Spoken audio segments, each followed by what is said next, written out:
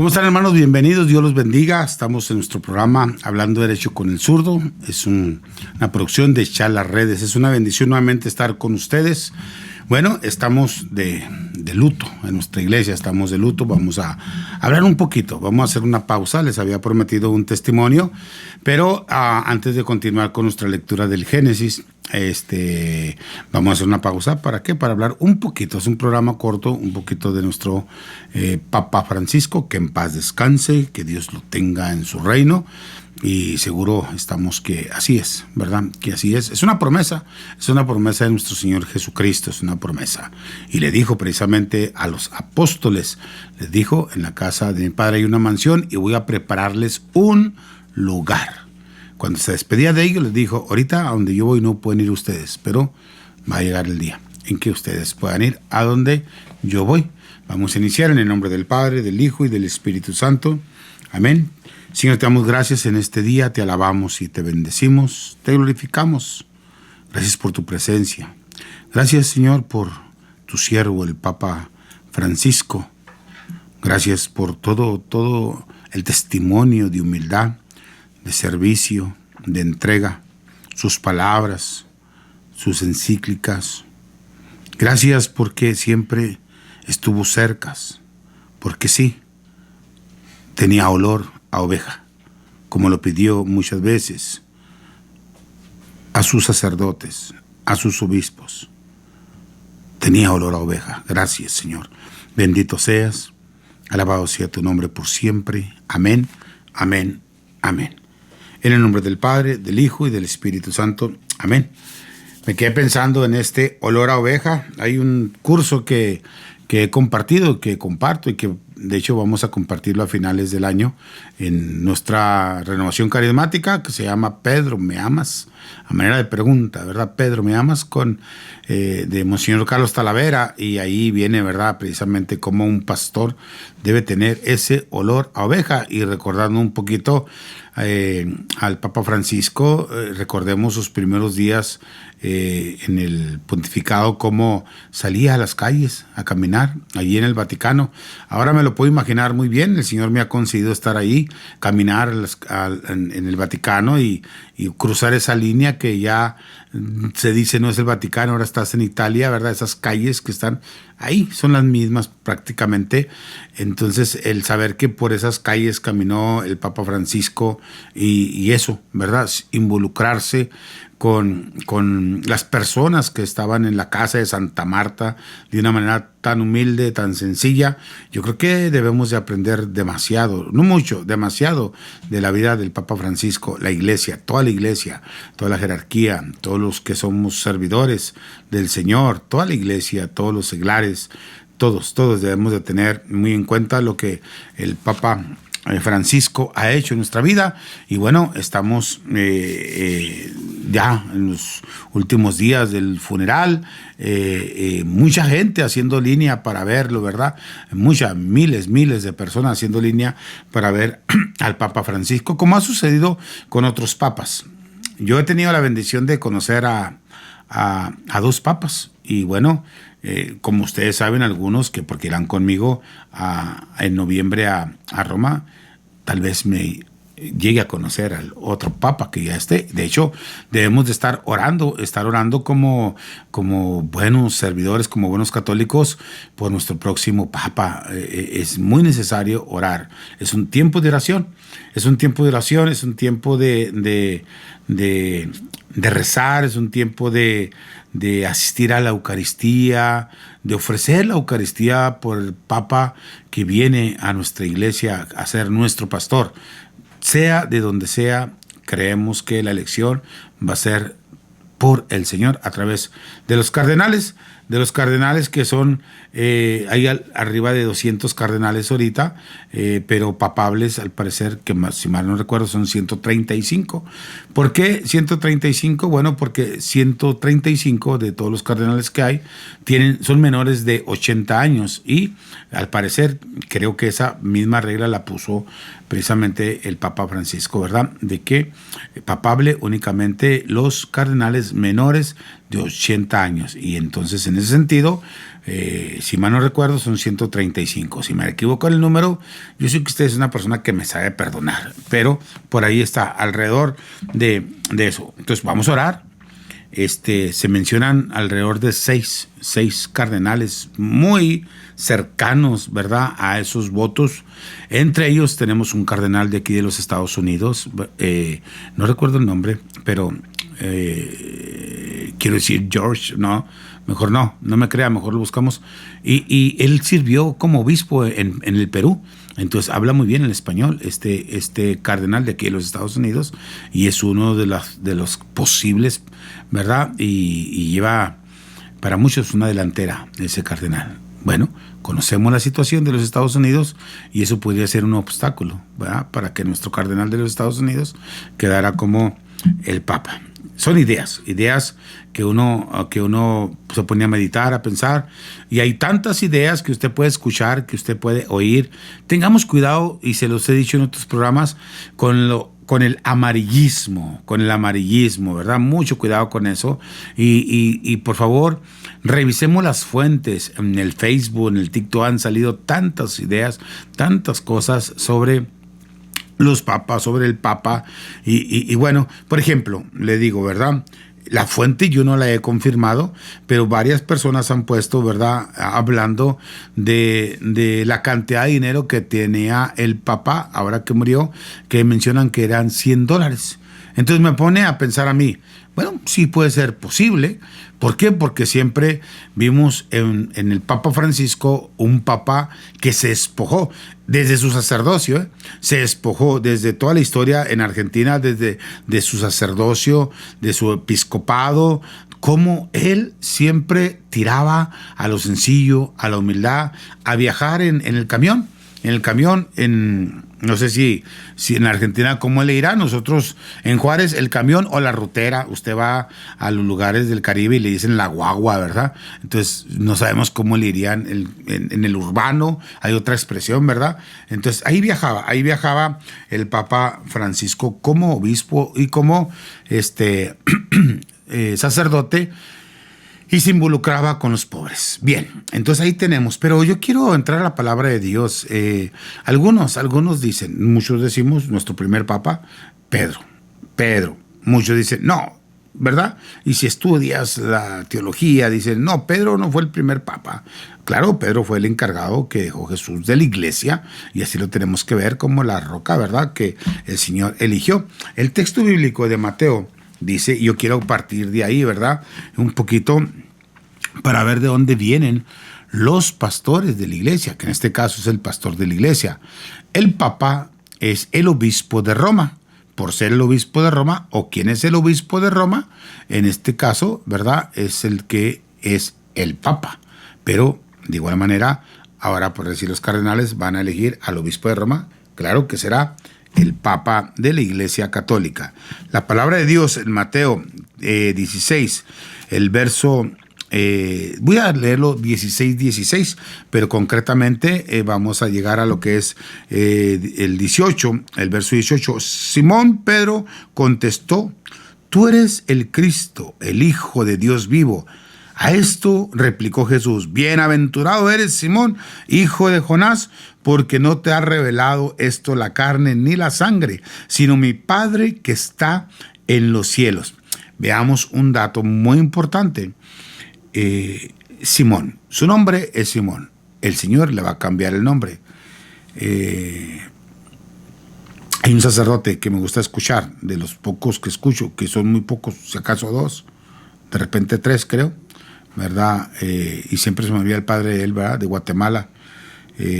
Ahorita recuerdo, dice que en la Sagrada Escritura el cambio de nombre tiene un significado de cómo Dios toma posesión de la persona, es decir, ya me perteneces, ya eres mío. Entonces aquí el Señor le va a decir, ¿verdad?, ya no le va a decir Simón, le va a decir Pedro, o una palabra en arameo que es Kefas. Y Kefas, que es una palabra arameo, es roca. Pedro, ¿verdad?, piedra, roca, porque ahí va a poner Cristo, ¿verdad?, su iglesia. su iglesia a la cual todos nosotros pertenecemos. Entonces dice el texto, ¿verdad? Bienaventurado eres tú, Simón, hijo de Jonás, porque no te lo ha revelado esto la carne ni la sangre, sino mi Padre que está en los cielos. Y yo, a mi vez, te digo que tú eres Pedro, y que sobre esta piedra edificaré mi iglesia, y las puertas del Hades no prevalecerán contra ella. A ti te daré las llaves del reino de los cielos. Lo que ates en la tierra quedará atado en los cielos, y lo que desates en la tierra quedará desatado en los cielos. Palabra de Dios, te alabamos, Señor. Gracias te damos por tu palabra, bendito seas por siempre, alabado sea tu nombre, amén, amén, amén. Y estas palabras, amados hermanos, en Pedro, yo voy a hablar un poquito de Pedro, voy a hablar, el Papa Francisco es nuestro Pedro, que en paz descanse. Pero Pedro, yo me pongo a pensar, precisamente en esta semana, me parece que fue el jueves, esta semana que miramos ese texto donde Jesús se presenta a sus apóstoles ya resucitado, y se quedan admirados, ¿no? Y piensan que es un espíritu. El texto dice un fantasma, pero piensan que es un espíritu y están ahí. No tengan miedo, les dice, la paz sea con ustedes, la paz con ustedes. Pero tenemos que ver algo que no está en el Evangelio. Por ejemplo, si hablamos de los apóstoles, el único que quedó en la cruz fue Juan. Pedro lo negó, pero dice el texto bíblico que Pedro lo seguía de lejos. Lo que quiere decir que probablemente estaba en la muchedumbre y Pedro se estaba dando cuenta cómo iba siendo golpeado Jesús, cómo le iban maltratando, cómo le iban tratando. Pedro se ha de haber dado cuenta, si Pedro lo seguía de lejos, también llegó, no hasta los pies de la cruz como Juan, al lado de mamá María, pero sí ha de haber estado ahí. ¿Cómo lo vio colgado del madero? Isaías dice que como un gusano quedó, ¿verdad?, el Hijo del Hombre. Entonces, ¿cómo miraron a Jesús? Los otros apóstoles, sabemos que Judas, según el texto bíblico, se ahorcó. Entonces, ¿cuántos nos faltan? Ya llevamos 3. El que se ahorcó, el que lo siguió de lejos, que es Pedro, y Juan, que está a los pies. Nos faltan 9. ¿Dónde estaban esos 9? Pero seguramente no nos dice, no lo encontramos, al menos yo no lo he encontrado. Deberían de haber estado entre la muchedumbre, escondiéndose, con miedo, con miedo. Había miedo, estaba la cosa fuerte, ver maltratar a su Señor. No digo a su maestro para Judas, pero para los apóstoles era su Señor. Ver maltratado, ver cómo quedó. Entonces, el hecho de ver cómo quedó colgado del madero y que de repente, ellos ya sabían. El texto bíblico de nuestro jueves decía que los de Emaús regresaron y les contaron, oye, se nos presentó, lo reconocimos al partir el pan. Pero también las mujeres ya habían ido y les habían contado, pero ellos no lo habían visto hasta que se presentó. Entonces quedaron pasmados. Ya no estaba golpeado, ya no estaba, tenía las llagas. ¿Por qué? Porque claro, le dice a Tomás, mira, un espíritu, ¿verdad?, no tiene hueso ni carne. Ven, mete tus dedos en mis llagas. Pero era el resucitado. Era una nueva, quiero decir, transfigurado, no sé, una nueva persona en Cristo. ¿Por qué menciono yo así a Pedro? Porque el Papa Francisco es quien ocupó todos estos años la silla de Pedro. La silla, tú eres Pedro. Y sobre esta piedra edifico mi iglesia. Y te doy poder.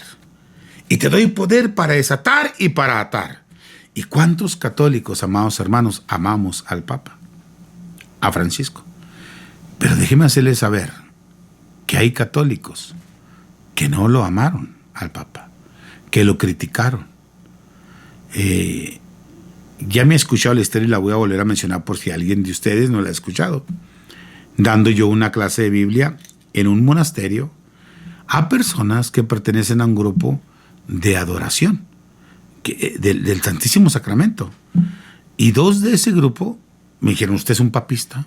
yo no creo en el Papa. Y le dije, ¿tú no oras por el Papa? Yo no oro por el Papa. ¿Cómo que no oras por el Papa? Si tú vienes a orar en el Santísimo Sacramento por la iglesia, y es el jefe de la iglesia, es el pastor de la iglesia, aunque él no se presentaba como jefe, ¿verdad? Claro que no. Precisamente es probable que por eso no quiso adquirir Francisco I, porque no quería que sonara a monarquía. Por eso simplemente Francisco. Simplemente Francisco, alguien que es jesuita, porque pudiera haber elegido Ignacio de Loyola, ¿no? Porque de ahí provienen los jesuitas, pero él prefirió a ese Francisco que se despojó de su riqueza, que se despojó de su dinero, que inclusive se desnudó en público para desprenderse de todo aquello. Tenía dinero. Una locura para sus padres de Francisco, pero él eligió Francisco. Y del momento en que él elige ser Francisco, rechaza esos zapatos rojos que por tradición se tenía que poner el Papa que era elegido. Y no se me olvida lo que pidió. No se me olvida porque lo vi en televisión. Oren por mí. Inclinó su cabeza y toda la iglesia orando por el Papa. Yo no recuerdo otro Papa que haya hecho eso. Oren por mí. Y siempre pidió oración por nosotros. Lo bello de esto es que ahora Él está orando por nosotros ante la presencia de Dios. Entonces, este Francisco, que no quiso igual el papamóvil hasta que lo convencieron por una necesidad especial, lo convencieron de que tenía que ir en ese papamóvil por seguridad y por tantas cosas, pero de igual manera, amados hermanos, este Francisco es el que ha dejado vacante la silla de Pedro, a quien Jesucristo nuestro Señor le entregó las llaves del reino.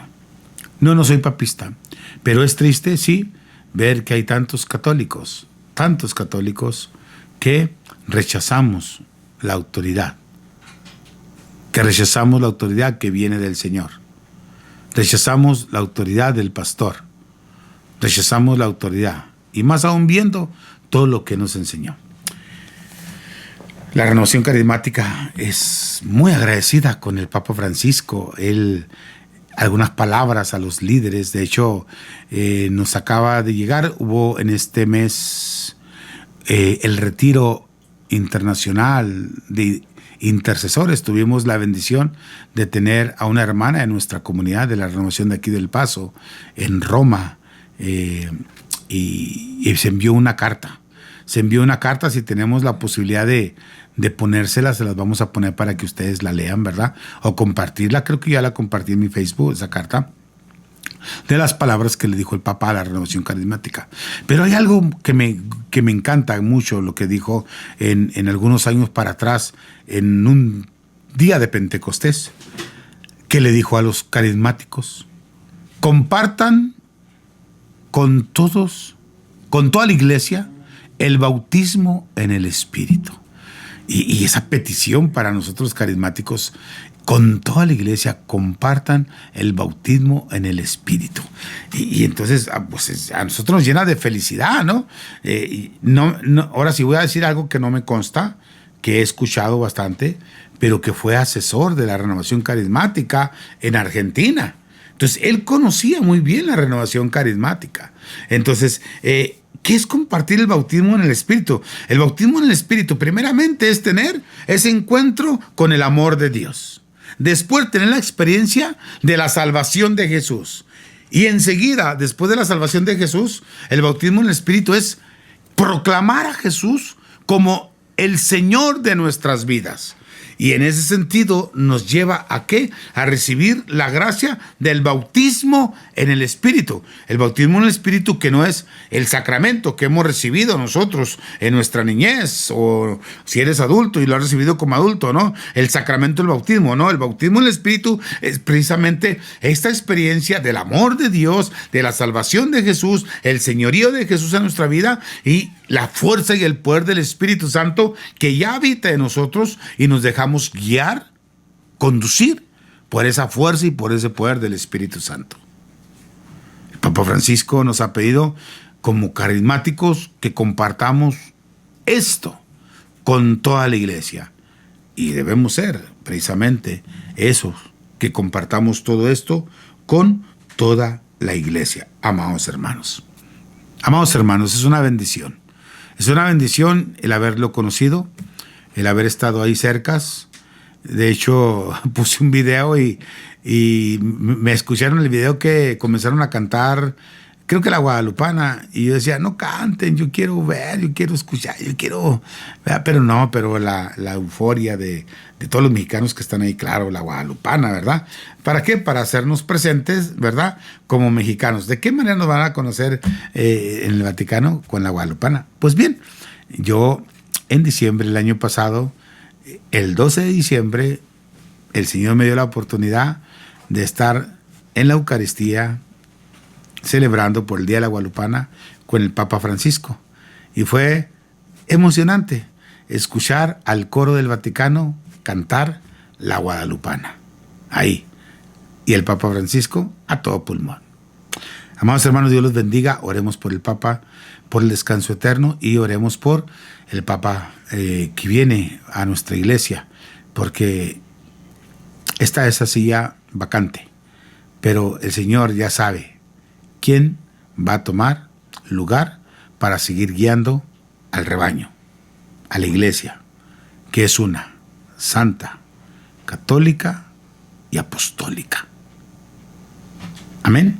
Bendiciones, hermanos. Dios los bendiga. Soy su hermano en Cristo, José Antonio de Anda. Este es su programa Hablando Derecho con el Zurdo. Es una producción de Charlas Redes. Por favor, oren por mí, hermanos. Oren por mí. Yo oro por ustedes. Bendiciones.